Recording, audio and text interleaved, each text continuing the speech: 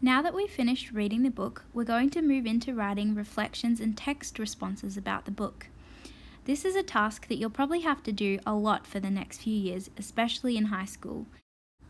A text response usually starts with a question, which you then have to write a short paragraph answering that question with evidence from the text and thinking about the themes.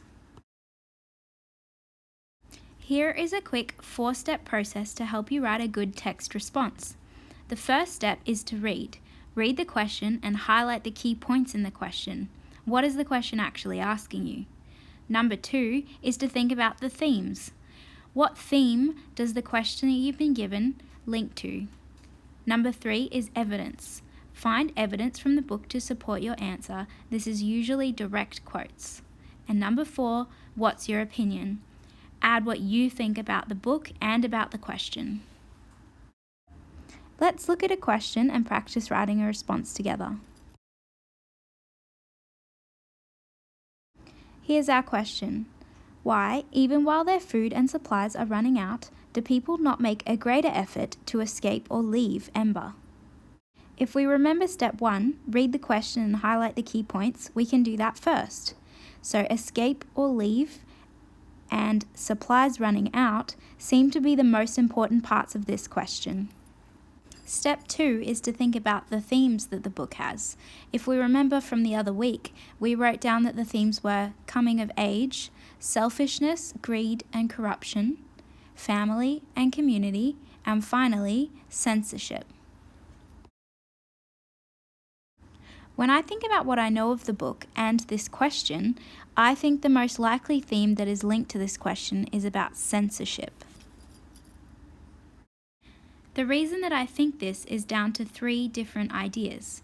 The first one is because citizens are afraid the blackouts are becoming more frequent and the mayor just isn't doing a great job. The second one is because they have a lack of knowledge about the outside world. And finally, because they're taught that Ember is an amazing place, a light in the dark. If we think back to our steps, the next step is to find evidence from the book to support our answer. On the last slide, you would have seen that there were direct quotes. These will be helpful to support my points. And then the final step is to add your opinion to your response. Let's have a look at how I incorporated my ideas into one paragraph. There was definitely fear amongst the citizens of Ember. After the record-breaking 7-minute blackout, people walked quickly, their eyes on the ground, and they weren't exactly pleased with the mayor's proposed solutions to the problems. But the main reason people didn't try to leave was because they didn't know what was out there. Remember poor Saj, who cried, "Nothing, nothing, there is nothing out there," after returning from the unknown regions. And even though people said he was crazy, they probably agreed with what he was saying. One of the major themes of the city of Ember is censorship. Remember, Lena and Dune didn't even know what candles or paddles were, so it is reasonable to think that the citizens of Ember didn't know what was out there. They were taught from a young age that Ember was the only light in a dark world. Ultimately, I think that the people of Ember believed there were no other options and they were too consumed with fear to try to leave.